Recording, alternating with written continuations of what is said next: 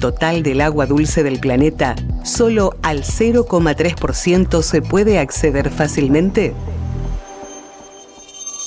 Es recomendable accionar los grifos al principio y al final de un proceso de lavado de manos, vajillas y otros tipos de materiales. No arrojar yerba, colillas de cigarrillos y otros residuos en desagües. Racionalizar el agua que se utiliza para infusiones y reutilizar el agua limpia sobrante. Estas son algunas de las prácticas con las que podés contribuir a generar responsabilidad ambiental en el uso del agua. Es un consejo de la Secretaría de Ambiente y Conservación de Recursos Naturales de la Universidad Nacional de La Plata. Estamos en todas las redes: YouTube, Twitch, Instagram, Facebook, Twitter. Búscanos. Somos Radio U La Plata. Somos la radio de la Universidad Pública. La info no se detiene. Nuestras redes tampoco. En Facebook, Instagram y Twitter somos @Universidata.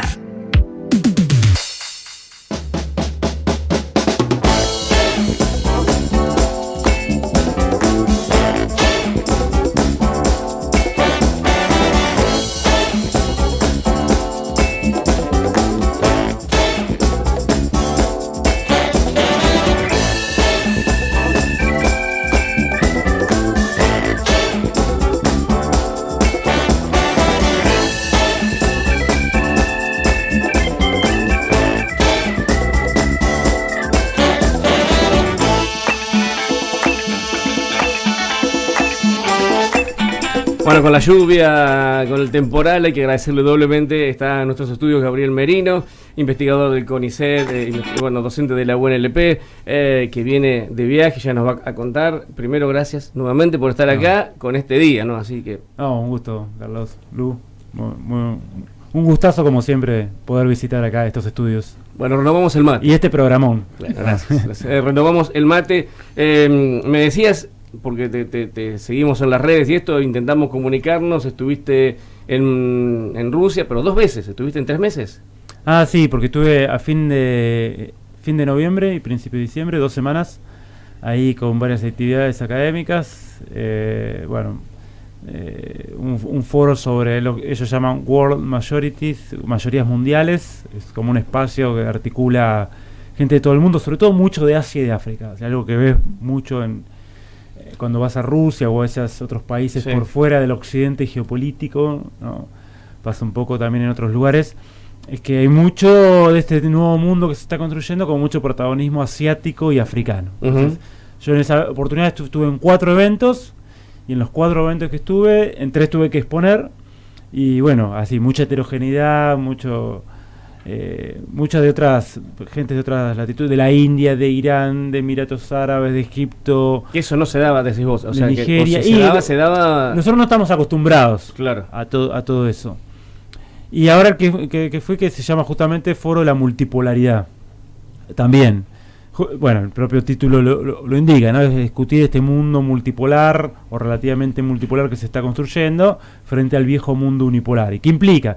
Es muy heterogéneo, a ver, ahí tenés de todo, tenés desde nacionalistas conservadores rusos que son antiunipolares, a la izquierda latinoamericana, a marxistas de la India, pero que tiene una mirada así nacional y crítico de Occidente o del eurocentrismo y del unipolarismo.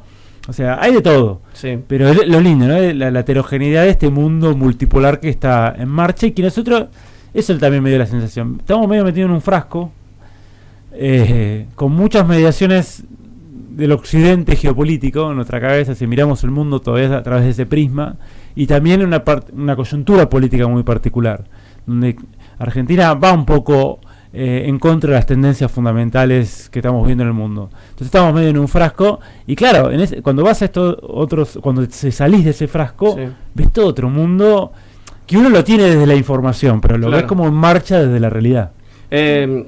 Lo que quería consultarte, esto lo convoca, digamos, o lo suma a estos nuevos sectores, países o estos nuevos bloques después de la guerra, o ya lo venía conversando. A ver, estos son eventos que se vienen dando desde hace muchos años. Están muy relacionados con los BRICS, que se fundan en 2009, primero como BRIC, que nosotros abandonamos. Sudáfrica en 2011, sí. Claro.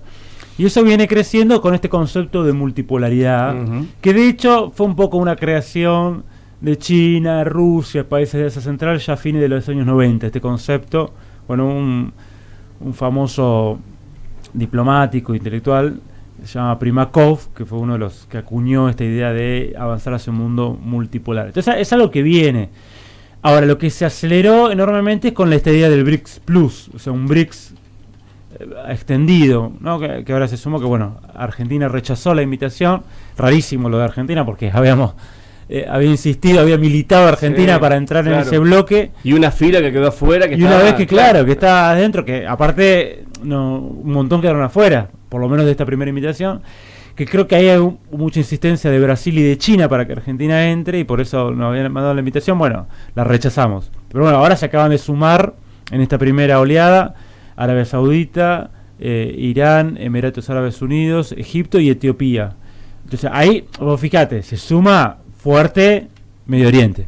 Claro. O el centro de Afro-Eurasia, como me gusta llamarlo a mí. O sea, porque en realidad Medio Oriente es una mirada muy eurocéntrica, porque Medio Oriente con respecto a que, bueno, en realidad es el centro. Si vos ves esa masa territorial de África, de Asia y de Eurasia, en el medio está. Por eso creo que también es una región conflictiva.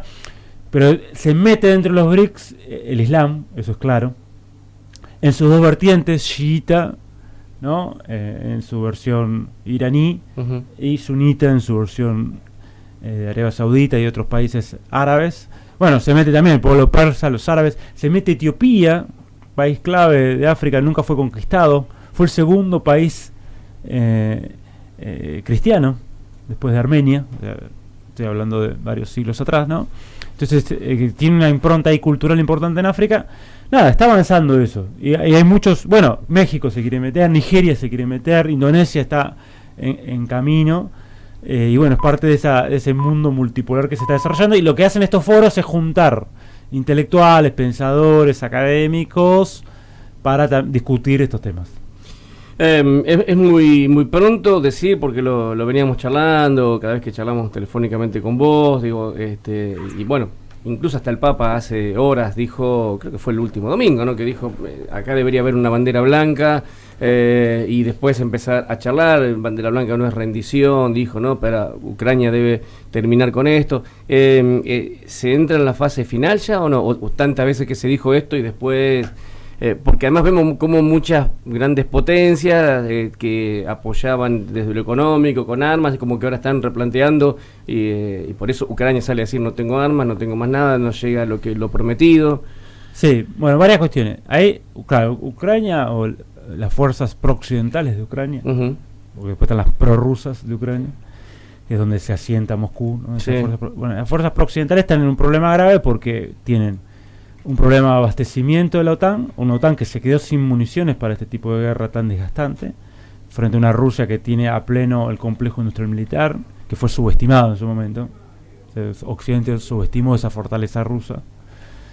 Subestimó también este mundo multipolar, de estas alianzas que puede hacer Rusia, o estas asociaciones con China, con India. India pensaban que no, Occidente pensaba que se iba a mover en función de... No, India hace su juego, aprovechó comprarle petróleo a Rusia, tiene una relación histórica con Rusia, lo mismo otros jugadores, hasta Turquía, ¿no? Que es parte de la OTAN, pero bueno, eso fue subestimado. Entonces Ucrania tiene un problema ahí grande de municiones, de dinero. Hoy Ucrania es el Estado ucraniano está sostenido por organismos occidentales, por el Fondo Monetario Internacional, entonces hasta se le paga hasta a los maestros, digamos. Sí.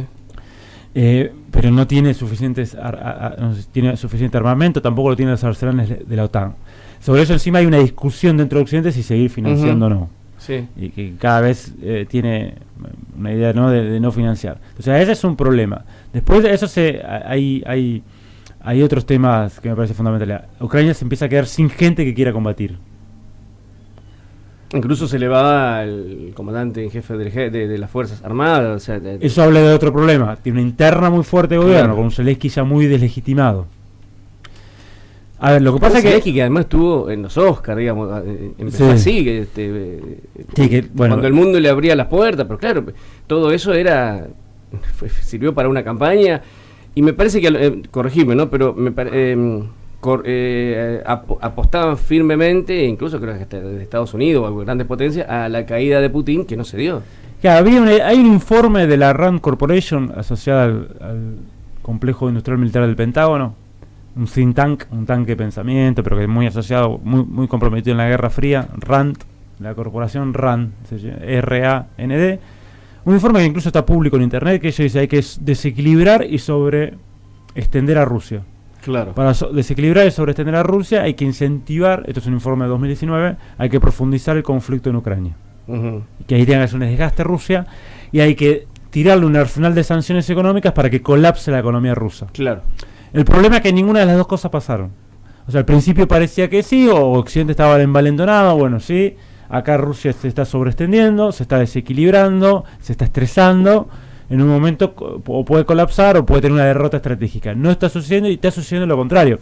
Algo que nosotros decíamos, todos los intentos hasta ahora por frenar estas tendencias hacia un mundo multipolar, hacia una redistribución del poder mundial, todas esas actividades que por lo general están relacionadas con la guerra y con guerras híbridas fracasaron y terminaron acelerando las tendencias. Claro. O sea, por ejemplo, pensemos en la guerra de Irak o en Afganistán. Terminaron esas incursiones terminaron acelerando tendencias contrarias. Entonces decíamos, Ucrania tiene un problema de apoyo político también. Y después tenés un gran perdedor que es Europa, que hay que ver qué hace en este escenario. Ahora, a ver, hay un dato que es clave. El 6-7 de marzo del 2022, a las 2 semanas de la incursión militar especial de Rusia, o la invasión rusa, de acuerdo, cada uno tiene su definición de eso, pero del avance ruso sobre Ucrania, había una conversación de paz muy fuerte, hasta incluso ya se había casi cerrado esa conversación, que si mal no recuerdo era con Turquía de mediadora, con Erdogan de mediador, presidente de Turquía. Y ya estaba prácticamente cerrada la negociación. Sí. Fue Boris Johnson al final de esa reunión, el primer británico, y le insistió a Zelensky, y esto lo dicen propias fuentes ucranianas, no es que lo dicen otro, insistió a Zelensky que continúe con el esfuerzo bélico, que continúe, que no negocie, que no acuerde. Boris Johnson, que después vuela por los aires al poquito tiempo. Exacto. Claro. Entonces, vos ves que hay un conjunto de sectores de la establishment anglosajón, angloamericano, muy fuerte con el tema de la guerra, la clave de la guerra en Ucrania. Por ejemplo, hace poco fue Liz Truss, otra premier británica, a tratar de convencer al Congreso de Estados Unidos para que siga apoyando la guerra en Ucrania, para destrabar un paquete por $100.000 millones, que para Ucrania sería unos $60.000 millones aproximadamente. Bueno, fue Liz Truss ahí y dijo con claridad: Ucrania, Israel, Palestina o Gaza y Taiwán es parte de nuestra misma guerra.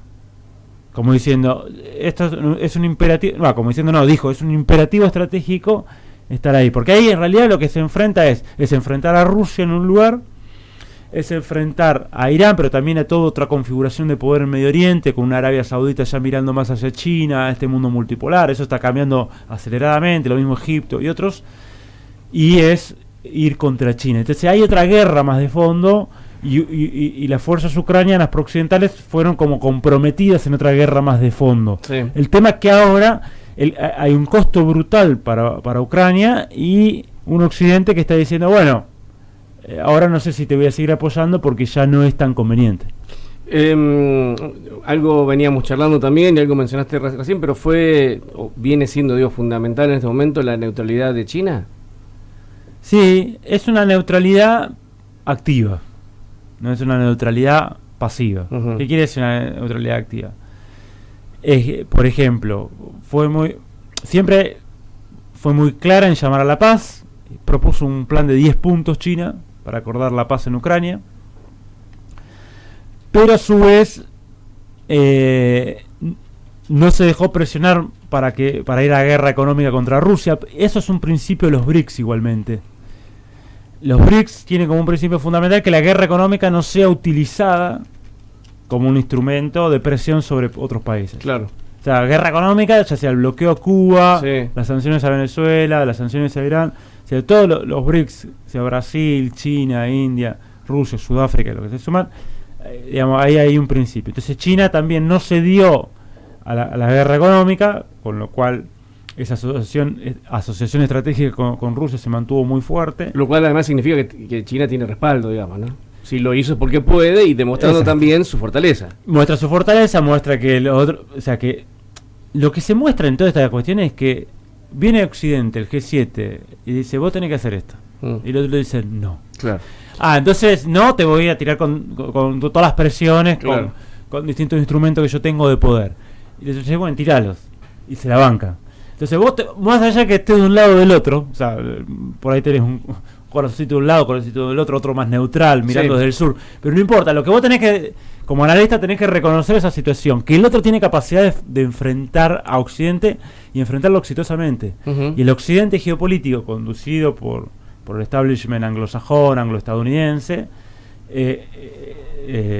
se fue declinando en su poder relativo. Entonces vos lo ves como tuvieron que retirarse de Afganistán, después de una guerra de 20 años, claro, como lo de Irak tampoco salió bien, como lo de Ucrania tampoco está saliendo bien, y vemos una Rusia que se pronosticaba que esto la iba a debilitar estructuralmente, y se está viendo lo contrario. Te parezca eso bien o te parezca mal, pero lo importante es dar cuenta que eso está sucediendo. Y lo mismo China. A China también se le tiró, por ejemplo, la guerra comercial que le declara Trump en 2019. Sí. Y no pudo frenar a China. Claro. No es que no le trae complicaciones, no es que no, pero a veces son más las complicaciones que le trajo al propio Estados Unidos que a China, o la guerra tecnológica que le lanza Biden a China para que no avance China en tecnologías clave como semiconductores. Y lo que hizo fue fortalecer, por ejemplo, un programa más autónomo chino para desarrollar tecnología propia. Claro, pero no estar en una guerra convencional para China es fundamental, me parece, ¿no? Es fundamental. No quiere la guerra convencional. Claro. Y eso es muy distinto a algo que no puede zafar, por decirlo de alguna forma, Estados Unidos. En alguna tiene que estar, digamos, o apoyándola o generando alguna nueva, digamos, ¿no? Entonces, China avanza en lo económico con los problemas que tiene, con los planteos que se le puede hacer, digamos, pero no está en una guerra.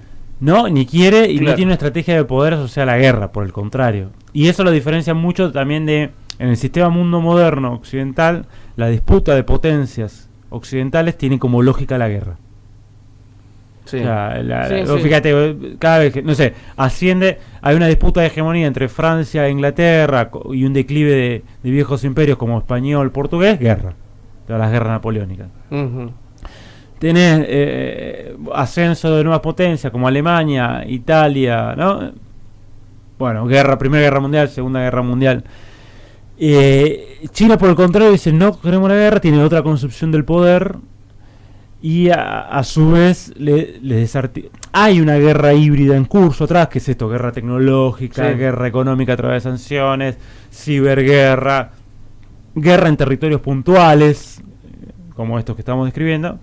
Pero, por ejemplo, China, en lugar de hacerle un bloqueo a Taiwán, un bloqueo económico de esta provincia rebelde, como los chinos, donde se refugió la burguesía que perdió la guerra civil china en el 49, después de la revolución socialista, profundiza los lazos de interdependencia con Taiwán. O sea, trata de profundizar al máximo la interdependencia con Taiwán. Entonces le dice, bueno, la principal empresa de Taiwán, una de las principales es la fábrica de chips, de semiconductores TSMC. ¿Qué hace? Bueno, pone 2 plantas en la China continental. Pone 2 plantas de microprocesadores, de microchips acá, de semiconductores acá. Entonces, trata de presionar para las que no haya tendencias independentistas que juegan con Estados Unidos o con actores adversarios de China, pero por otro lado no bloquear, sino que aumentar la interdependencia, aumentar la integración. China tiene otra estrategia de poder muy distinta a la expansión de Occidente. Y Occidente está siempre muy en sintonía, los imperios occidentales, las fuerzas occidentales, a la guerra. Esto lo dice el propio Huntington, un conservador estadounidense, en su famoso libro El choque de civilizaciones. Samuel Huntington hace un sincericidio. Dice él es un estudioso, aparte de un proceso histórico, de cómo llegó Occidente a partir del siglo XIX a cierta superioridad, hegemonía, siendo que venía de muy atrás. Y dice, ¿cómo llegó? No hubo superioridad occidental en religión, ideas, ciencia y tecnología, eso es parte de un mito. La superioridad era en la violencia organizada. O sea, el tema es que ahora Occidente no está pudiendo imponerse en esas guerras. Claro. Y esto es lo que cambia radicalmente el escenario. Bueno, la pandemia fue un ejemplo de esto, ¿no? Cuando cierra su frontera China, el mundo tiembla. Y por ahí, cuando China dice, bueno, ahora abrimos y ayudamos al mundo y empezamos a recibir vacunas, empezamos a recibir todos los insumos, ese fue un gran logro para China, digamos, ¿no?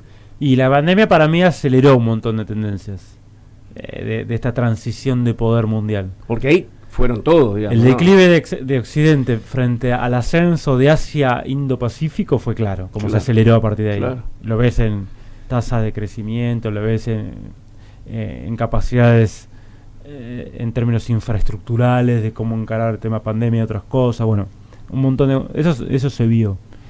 Se vio también cómo se aceleró desde la pandemia esta construcción de otras organizaciones multilaterales, como el BRICS Plus, que responden a otro ordenamiento mundial. Se vio como desde la pandemia esta dualidad entre un norte global estancado económicamente y un Asia, Pacífico, Índico creciendo, el contraste es claro.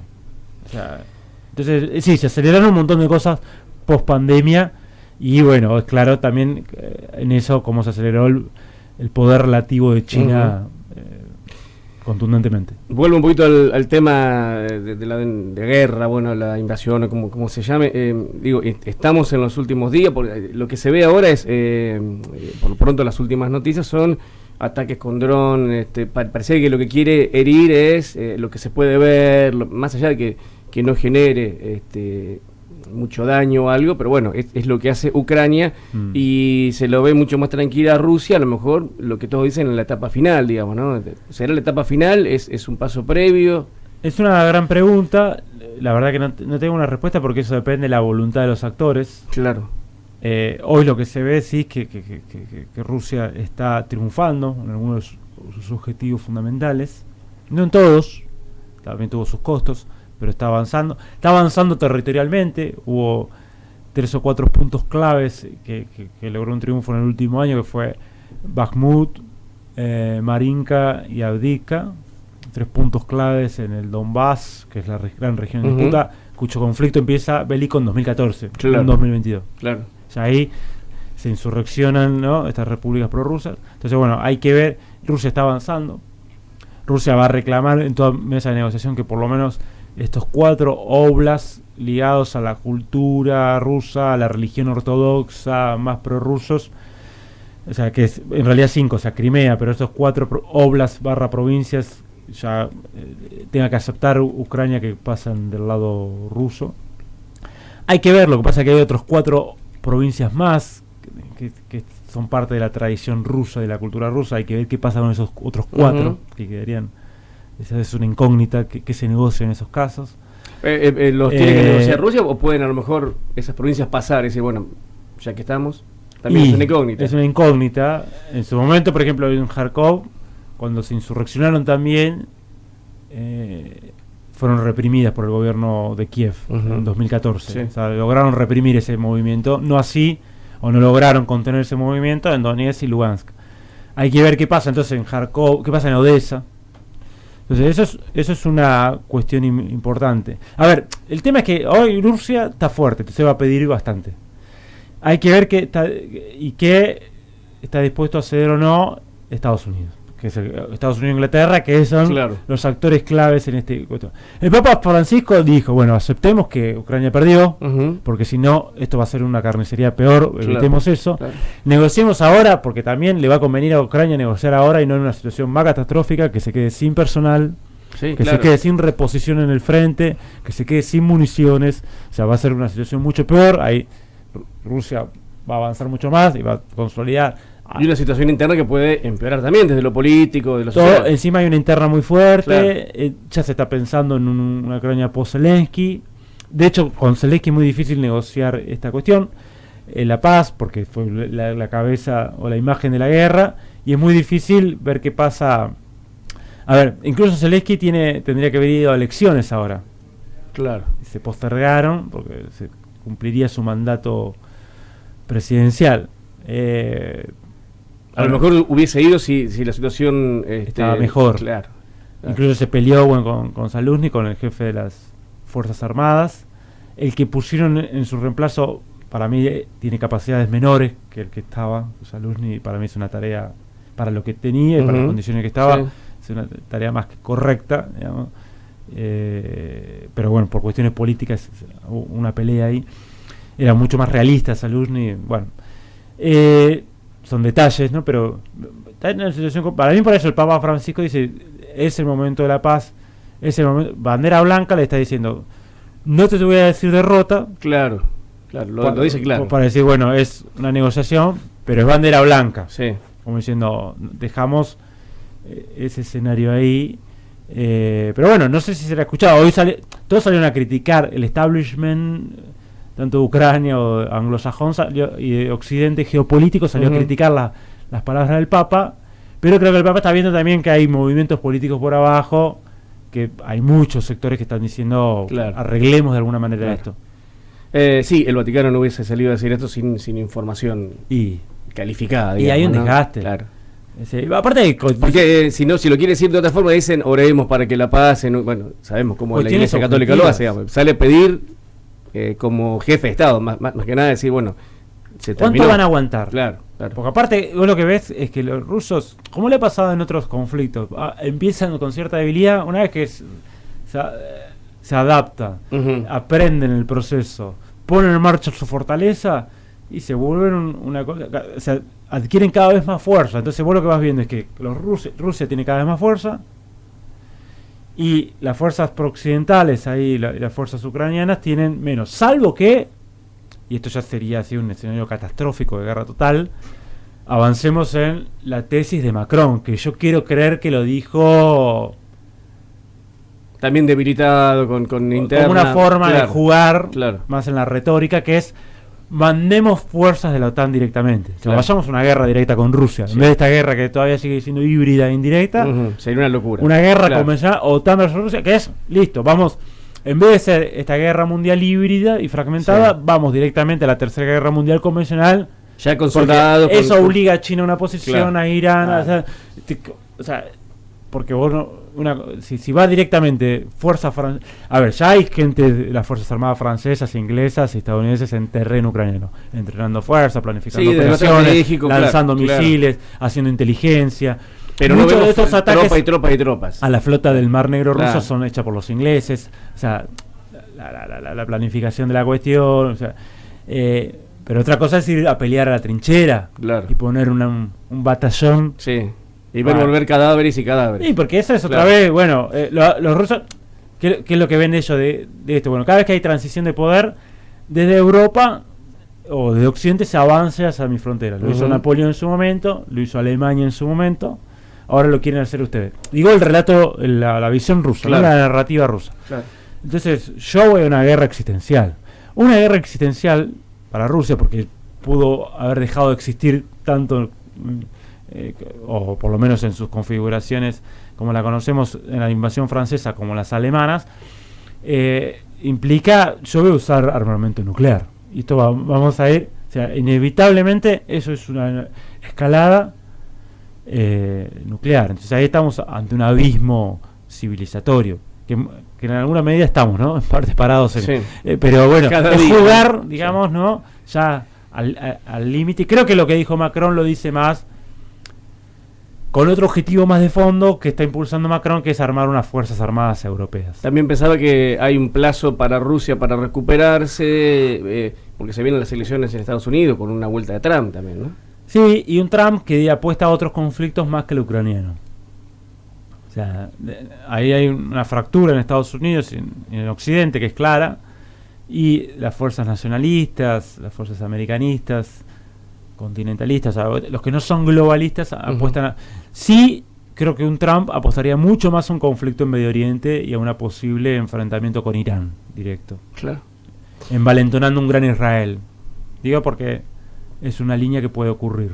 30 segundos para salir de este tema y unos minutitos, porque ya estamos casi sobre el final, pero agradeciéndote mucho, está Gabriel Merino con nosotros aquí en los estudios. Digo, cuando estás ahí, cuando estás en Moscú, ¿se habla de esto? ¿Es un tema de constante, digo, en la calle, en el kiosquero, en donde estás, digamos, de la guerra con Ucrania o no? ¿O es un tema, hoy Moscú sigue su ciudad? No tanto, digamos. Moscú es una cosa inmensa, más de 20 millones de personas, con un tránsito infernal, a pesar de todos sus anillos y circunvalaciones, con un consumo muy muy fuerte.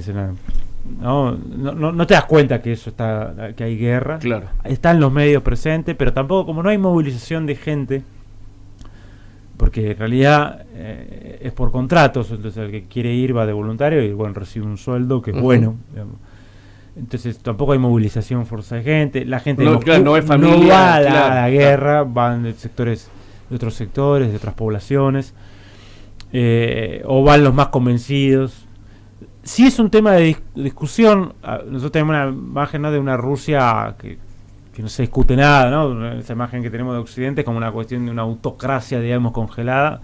Y yo me he juntado con gente con mucha responsabilidad institucional, académica, de allá, que está en contra, por ejemplo, de alguna... A ver, todos están de acuerdo en general que, bueno, el Occidente geopolítico los quiere, que les va en contra.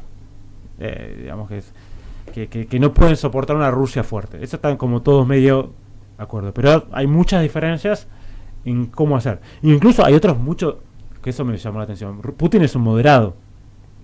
Hay todo un sector que en realidad quiere ir a una guerra desde el principio. Quiso ir a una guerra, es más, desde 2014 quiere ir a una guerra mucho más fuerte. Y Putin decía no. O el sector que comanda Putin. Entonces vos tenés un sector. Putin hace como que te juega en el medio. Vos tenés una línea muy dura que hasta incluso uno que fue presidente, Medvedev, está en esa línea dura. Y era raro porque era más liberal él, un sector más liberal. Está en una línea muy dura que dice vayamos mucho más fuerte, con una movilización general, a destruir Ucrania, ¿no? Y tenés otro que dice, no, podríamos haber extendido un poco más o jugado al límite en las negociaciones. Como el ala más antibelicista. Sí, viéndolo hoy parece ser un triunfo de Putin, indudablemente. Y sí, por eso tiene por el camino del medio. 75% de imagen positiva. O sea, después, obviamente, hay ciertas libertades civiles más acotadas, ellos están en clima de guerra. Pero esto se debate mucho, las distintas líneas, entonces y influyen en distintos medios de comunicación. Hay toda una discusión profunda, pero lo que sí también se discute mucho es este nuevo mundo multipolar. Si todo esto que se está emergiendo, eso le da mucha importancia. Ellos hablan de múltiples civilizaciones. Dice, bueno, hay entre 7 y 9 grandes civilizaciones. Está la ecúmene latinoamericana, está la civilización occidental, está la civilización cínica o ¿no? chino, India. Bueno, el Occidente tiene que entender que es una, no es todas, y que hay que armar un mundo de múltiples civilizaciones. Ellos se dicen, nosotros somos la civilización euroasiática. Bueno, entonces eso sí se discute mucho, se le da mucha importancia, y se le da mucha importancia. Hay un giro que se ve, lo percibís en todos lados, que es un giro hacia Asia y África. Como diciendo, a mí me lo dijo muy claro un intelectual de la academia, de la Escuela Superior de Estudios Económicos de Rusia, una universidad de Moscú, me dice, nuestro camino de 4 siglos por Occidente, nuestro paseo, algo así fue, nuestro paseo de 4 siglos por Occidente ha terminado, y ahora vamos hacia Asia. O sea, hay un giro hacia Asia fuertísimo. 3 minutos, estamos cerrando, poder de síntesis, pero bueno, Milei estuvo en Israel, dicen que en un mes, no sé, el tiempo lo manejan, iría a Ucrania, digamos. ¿Cómo está hoy Argentina frente a esta situación? Digo, no. Y está completamente alineada en el occidente geopolítico, en las fuerzas estadounidenses y británicas, y particularmente en los neoconservadores. Si vos lees a Milei, lees a Liz Truss, a la ex premier británica, cuando ella dice... Hay 3 guerras, grandes conflictos, son parte de una misma guerra. Que dice Ucrania, Gaza, o Israel-Palestina, y Taiwán.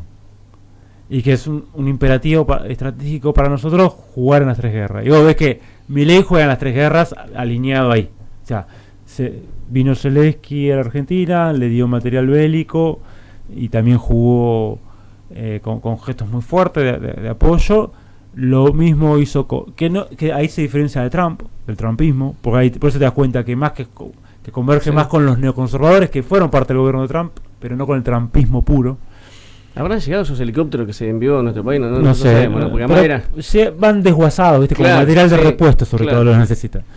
Y jugó muy fuerte con Israel, en esta apuesta de Gran Israel, y con este gesto simbólico de trasladar la embajada a Jerusalén, de Tel Aviv a Jerusalén, que solo 3 países hicieron eso, entre otros el Estados Unidos de Trump, y sobre todo para demostrar que el gobierno de Israel no está aislado, cuando hoy tiene una presión internacional enorme, o sea, decir, y jugó con Taiwán, que eso ya es temerario lo que se hizo con Taiwán,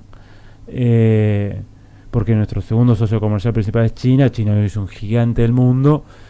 Hoy cada vez menos países apoyan a Taiwán, una decena de países, o sea, reconocen la autonomía de Taiwán, o reconocen a Taiwán como entidad. Ni siquiera Estados Unidos lo hace, y nosotros jugamos más papista que el Papa ahí en esa, aunque después se rectifique, qué sé yo, pero bueno, de alguna manera hay un alineamiento total que puede ser obviamente peligroso para Argentina y que yo creo que va contra nuestros intereses fundamentales.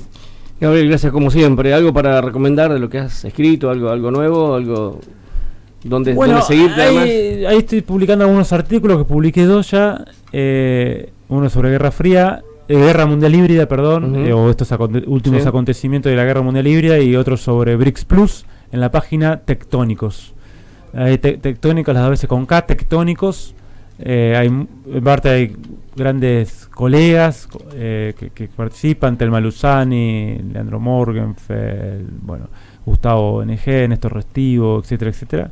Esa está buena. También he participado y he escrito para Avión Negro, otro portal. Digo, artículos más sencillos, y después están los trabajos más de fondo, los papers, esos, más pesados, que lo pueden conseguir en Gabriel Merino, en Memoria Académica, en mi perfil de Memoria Académica, y tienen un montón de libros, artículos, trabajos más de fondo. Un gusto tenerte siempre acá. Cuando quieras seguimos charlando. Y doblemente gracias por este día, este temporal que estamos. Sí, está bravo. Viniste igual. No, aquí estamos. Carlito. Gabriel, cuando quieras seguimos charlando. Dale. Gracias. Gabriel Merino, investigador del CONICET, docente de nuestra casa de estudios, y este repaso sobre una guerra de Ucrania que parece entrar en una nueva fase y otros temas que dejamos. Nos vamos. No hubo tema paritaria, no hubo. Los gremios se retiraron sin un acuerdo y una oferta, pero parece que en las próximas horas van a volver, sí, para dialogar ya con el gobierno, ¿no? Así que fue un cara a cara. Mientras tanto, esta convocatoria con la provincia son los datos que tenemos hasta ahora. Así es, han pasado el cuarto intermedio. ¿Nos reencontramos mañana? Hasta mañana. Será hasta mañana. A cuidarse, seguir la alerta naranja en La Plata y en toda la región. Así que, bueno, a seguir las recomendaciones. 118 años cumple la escuela graduada Joaquín B. González. Feliz cumpleaños, conocida como escuela anexa. 118 años tiene nuestra escuela y la felicitamos en este día. A ellos y a toda su comunidad académica, y a los que han pasado y los que pasarán. Será hasta mañana.